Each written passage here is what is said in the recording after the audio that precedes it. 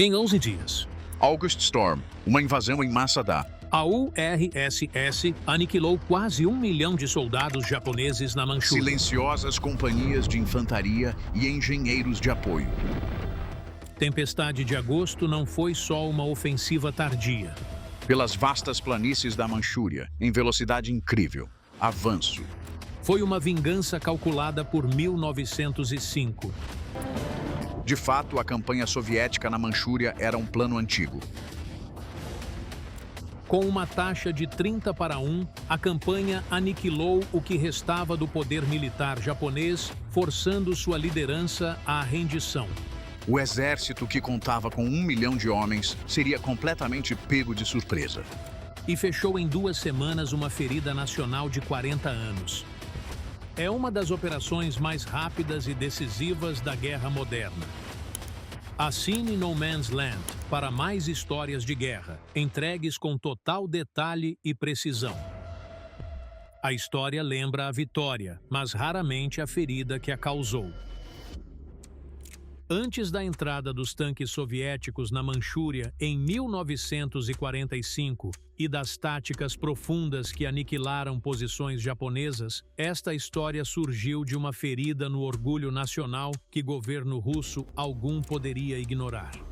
Em 1905, o Império Russo sofreu uma derrota tão completa que reverberou em revoluções, derrubou dinastias e perdurou na ideologia do seu sucessor. A Guerra Russo-Japonesa revelou ao mundo um evento por séculos inimaginável. Uma potência asiática derrotando um império europeu num conflito moderno. Essa perda assombrou a Rússia como uma sombra. A dor iniciou em Port Arthur, quando tropas japonesas atacaram de surpresa em fevereiro de 1904. No ano seguinte, falhas de comando, equipamento fraco e uma hierarquia rígida levaram a um desastre. Na Batalha de Mukden, 300.000 tropas se chocaram na maior batalha terrestre da história.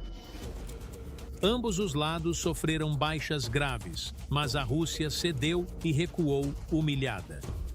Tsushima veio em maio de 1905. Após velejar cerca de 18.000 milhas para socorrer suas forças, a frota báltica russa encontrou uma marinha japonesa bem mais moderna e capaz. O que seguiu não foi batalha, mas aniquilação.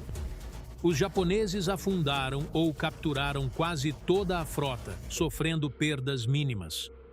Foi das vitórias navais mais decisivas na guerra moderna.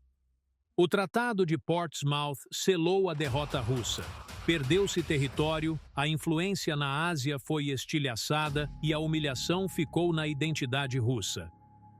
Desencadeou revolução interna, forçou concessões do czar Nicolau II e demonstrou as consequências de doutrina e liderança estagnadas. A derrota não se desvaneceu. Sobreviveu à queda da monarquia, à ascensão dos bolcheviques e ao nascimento do Exército Vermelho. A doutrina militar soviética nasceu da sombra de 1905 com um só propósito: nunca mais. Essa humilhação pôde, enfim, ser apagada 40 anos depois. Quando chegou, os soviéticos não ganhariam apenas. Eles aniquilariam o inimigo, reescrevendo a derrota de 1905 em chamas. No verão de 1945, o exército de Kwantung ainda era considerado uma das forças terrestres mais temidas na Ásia. Já fora visto como o símbolo do poderio japonês no continente, implacável, agressivo e fundamental para expandir o controle do Japão pela Manchúria. Nos anos 30, os oficiais fabricaram pretextos para invasões, causaram distúrbios políticos sem aprovação de Tóquio e tomaram territórios impunemente. Estabeleceram Manchukuo, operando quase como um governo militarizado independente. No seu auge, a força contava com cerca de 700.000 homens, incluindo divisões bem equipadas, cavalaria e unidades de elite. visava intimidar, expandir e deter terreno estratégico no Nordeste Asiático. Contudo, o exército de 1945 não era o mesmo que aterrorizou a região. Anos de guerra contra os Estados Unidos da América e seus aliados esgotaram os recursos do Japão. À medida que a campanha do Pacífico se intensificava e as forças americanas se aproximavam das ilhas japonesas, Tóquio retirou suas melhores divisões, blindados e oficiais veteranos da Manchúria para se defender da derrota em outros locais. O que restou foi vazio. Das 25 divisões do exército de Kwantung, apenas umas 6 eram capazes de combate eficaz. Muitas unidades estavam cheias de recrutas mal treinados, homens de apoio e reservistas com pouca preparação. Uma parte significativa das unidades só existia nos organogramas.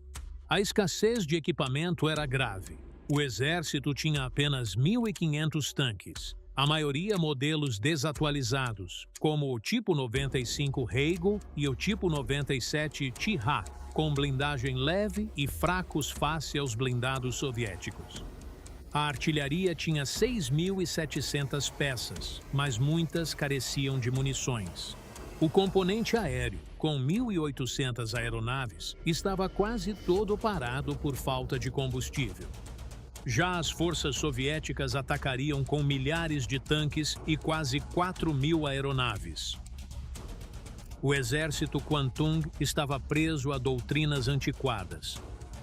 O plano defensivo ainda usava ideias da Primeira Guerra: linhas, defesas estáticas e posições fixas. A guerra móvel profunda, aperfeiçoada pelos soviéticos, era ignorada ou tida como inatingível por falta de recursos. O comando japonês sabia da força soviética, mas não conseguiu adaptar-se. Preparavam-se para um tipo de guerra ultrapassado e estavam prestes a enfrentar um inimigo que dominava a guerra moderna. Para entender por que a Operação Tempestade de Agosto se desenrolou com tamanha força, é preciso ver como a União Soviética se preparou. Ao contrário do exército Kwantung, o Exército Vermelho entrou na campanha como uma das máquinas de guerra mais experientes da história. Em 1945, os soviéticos travaram 4 anos de conflito brutal contra a Alemanha, a maior potência militar da Europa. Aprenderam o que funcionava e falhava. Cada lição de Stalingrado, Kursk e da ofensiva para Berlim foi aplicada à próxima ofensiva na Manchúria. A operação, além de grande, seria executada com precisão e rapidez, impossibilitando a recuperação. O plano foi concebido pelo Marechal Alexander Vasilevsky, estratega que coordenou as últimas ofensivas contra a Alemanha nazi. Para a Manchúria, supervisionou 3 frentes coordenadas, avançando de direções distintas para quebrar as defesas japonesas simultaneamente e evitar qualquer reagrupamento.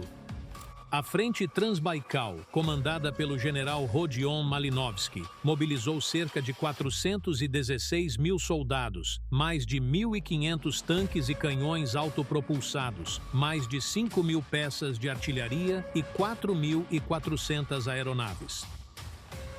A leste, a primeira frente do extremo oriente do general Kirill Meretskov avançou com cerca de 586.000 soldados, 1.550 veículos blindados, 7.400 peças de artilharia e 1.360 aeronaves.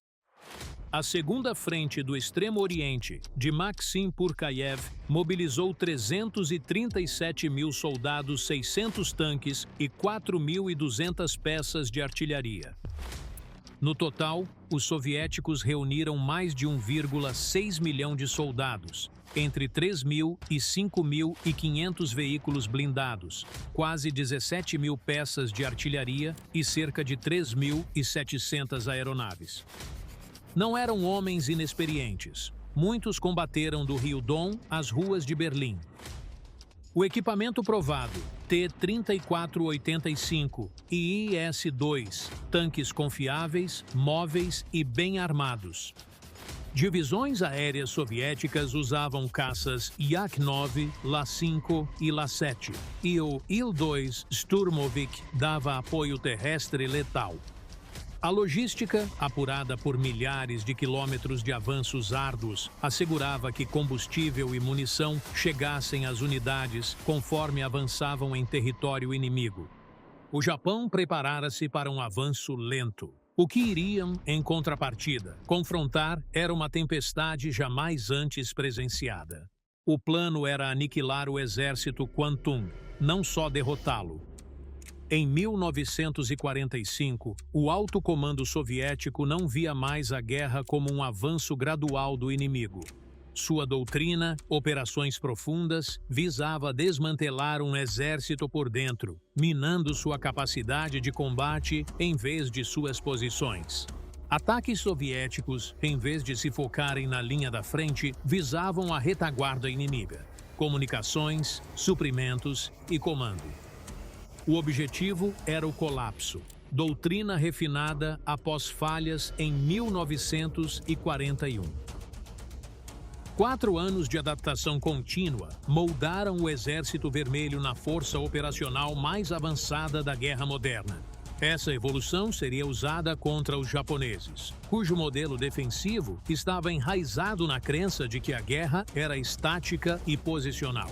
Prepararam-se para assaltos frontais, erguendo bunkers, casamatas, trincheiras e linhas fortificadas.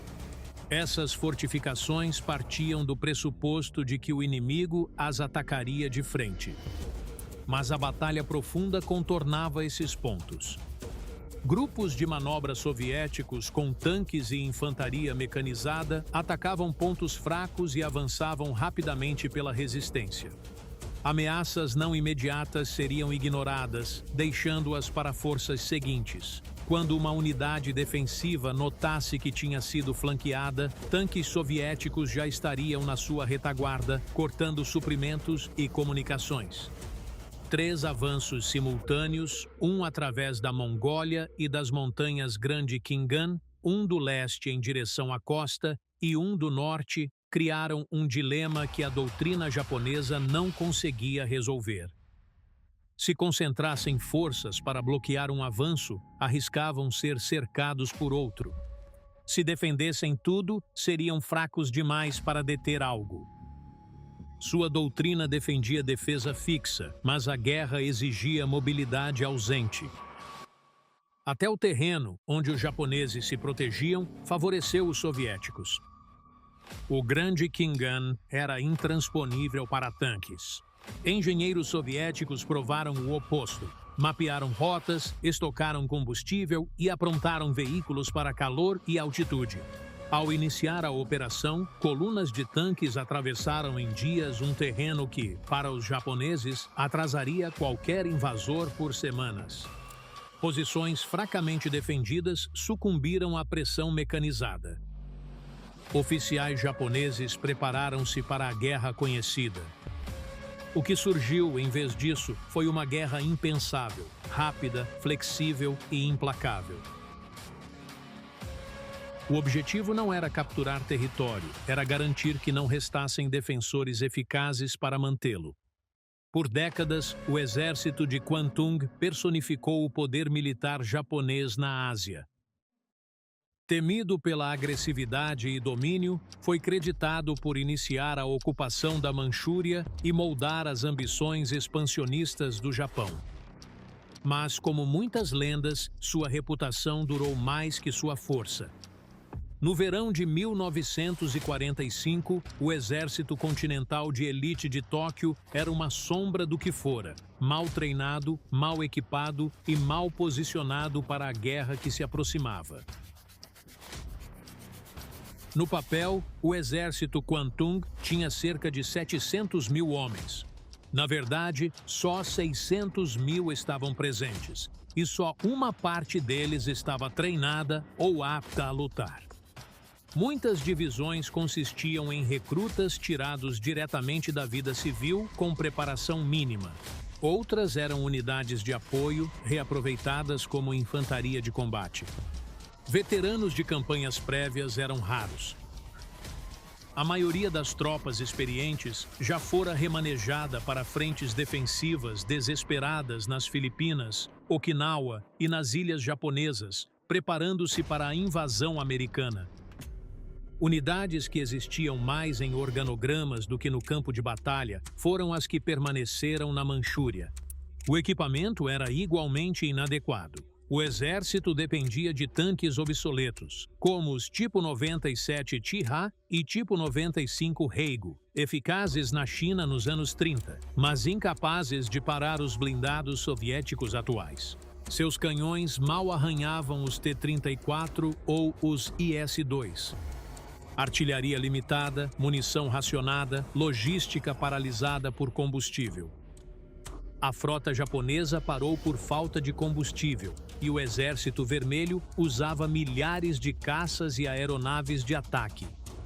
Mas, além do hardware, a verdadeira falha residia na doutrina. O planejamento defensivo japonês baseava-se em conceitos da Grande Guerra, linhas rígidas e fortificações fixas, sem reservas operacionais, sem flexibilidade de resposta e sem mecanismo para conter estratégias de penetração profunda. A moral ruía antes dos primeiros projéteis soviéticos. Os soldados sabiam que o Japão perdia. Cidades queimavam sob bombardeios americanos. A marinha foi destruída, a comida era pouca, até na Manchúria. Algumas unidades ainda usavam fuzis de madeira. Oficiais esperavam uma última resistência, mas ninguém cria no sucesso. Um oficial japonês escreveu que a derrota não viria da batalha, mas da inevitabilidade. Com a penetração soviética em várias frentes, o exército de Kwantung desmoronou sem resistência significativa. Foi uma desintegração acelerada. Eles enfrentavam um exército moderno do século XX usando táticas projetadas para o século anterior. Sua falha não estava na coragem, estava na preparação para uma guerra que já não existia. Os soviéticos não visavam apenas derrotar o exército de Kwantung. Eles decidiram apagá-lo do campo de batalha. A doutrina que empregaram, operações em profundidade, foi forjada em 4 anos brutais contra os alemães. Transformou força avassaladora em ímpeto imparável. Em vez de avançar em um único eixo e desgastar as defesas, as forças soviéticas atacaram em múltiplas frentes de uma só vez, abrindo brechas nas linhas japonesas e avançando direto para a retaguarda antes que o inimigo sequer percebesse a origem do ataque principal. Por trás das ondas iniciais, grupos de manobra operacional surgiram. Rápidas formações de tanques e infantaria mecanizada feitas para contornar defesas e atacar fundo, isolando o exército japonês. Em 9 de agosto de 1945, 3 frentes soviéticas Transbaikal, Extremo Oriente 1 e 2 lançaram seu ataque simultaneamente. Os japoneses esperavam avanço lento, crendo que o terreno barraria forças mecanizadas, sobretudo pelas montanhas Grande Khingan. Engenheiros soviéticos prepararam semanas os desfiladeiros. Tanques avançaram por áreas áridas, intransponíveis para blindados. Soldados trabalharam à noite, removendo obstáculos, erguendo pontes e marcando rotas. Batalhões blindados cruzaram setores montanhosos em velocidades que os japoneses descreveram como impossíveis de compreender. Um tripulante de tanque soviético disse: "Esperávamos resistência. O que achamos em vez disso foi silêncio." Em certas áreas, as frentes soviéticas avançaram mais de 150 quilômetros num só dia. O ritmo quebrou o comando japonês. O QG perdeu contato com unidades frontais em horas. Tentativas de defesas secundárias foram fúteis. Ao chegar às divisões, tanques soviéticos já haviam ultrapassado suas posições. Soldados japoneses que defendiam suas posições agora viam inimigos contorná-los e cercá-los, cortando suas rotas de fuga antes de atirarem. A artilharia e aviação soviéticas atingiram centros de comunicação, depósitos e entroncamentos ferroviários, isolando as forças japonesas antes que se organizassem. O contraste com o combate europeu espantou os veteranos soviéticos. Contra os alemães, lutaram metro a metro. Na Manchúria, as posições japonesas ruíram antes de qualquer resistência real. Táticas de batalha profunda viraram aniquilação total. Para muitas tropas japonesas, a guerra acabou antes do primeiro combate. Os soviéticos não as derrotaram, as tornaram irrelevantes. No terceiro dia da ofensiva, as forças soviéticas já operavam nas profundezas das linhas japonesas, tomando cidades, entroncamentos ferroviários e centros logísticos essenciais para o exército de Kwantung. A defesa japonesa remanescente estava fragmentada e sem rumo.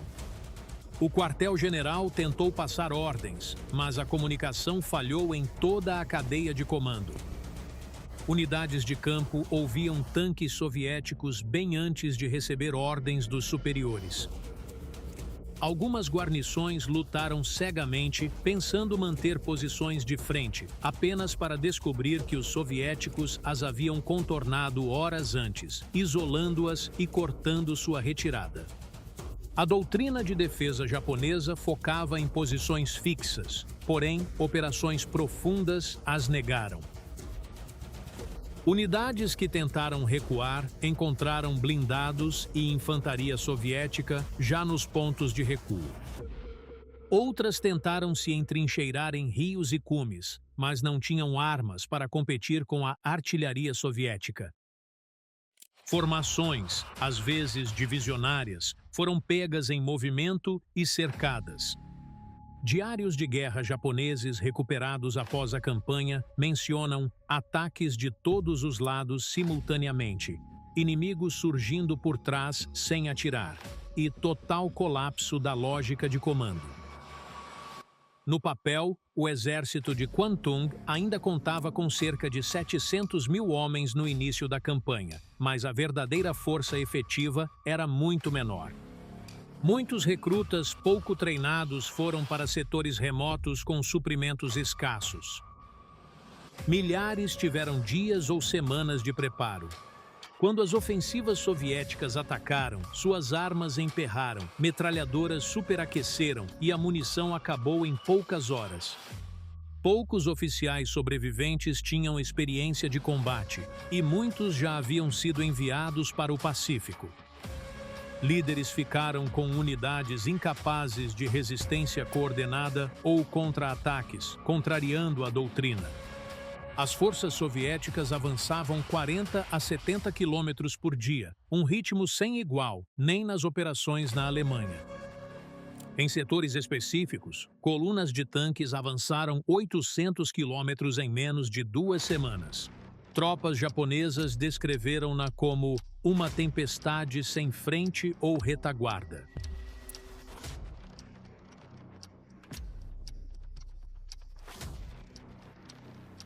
Os poucos embates defensivos que ocorreram foram breves, durando meros minutos, não horas. Em 15 de agosto, o anúncio imperial da rendição do Japão permeou os setores em colapso. Soldados que ainda estavam em tiroteios minutos antes depuseram suas armas. Oficiais preferiram suicídio a enfrentar a captura desonrosa. Outros formaram pequenos grupos de resistência ineficazes. O avanço soviético não diminuiu. Eles cercaram e capturaram as forças até 20 de agosto, quando o exército de Kwantung deixou de existir. O comando colapsou. A sobrevivência suplantou a luta. Em 11 dias, o que era o exército de maior prestígio do Japão foi desmantelado, não por desgaste, mas por colapso operacional total. Em 15 de agosto de 1945, Hirohito anunciou a rendição do Japão e sua mensagem ecoou numa nação devastada. Mas na Manchúria, a maioria das tropas japonesas nunca a ouviu. Ataques soviéticos ainda varriam setores, comunicação caída, muitos postos de comando já haviam cedido. Oficiais viram a transmissão como guerra psicológica. Outros receberam-na horas depois, com as unidades já cercadas. Em algumas regiões, comandantes tentaram confirmar a rendição via Tóquio, mas seus rádios foram destruídos ou isolados. Líderes de regimento usaram mensageiros para notas, mas muitos não passaram pelas linhas soviéticas. Batalhões inteiros lutaram por dias, pois ninguém os informou do fim da guerra.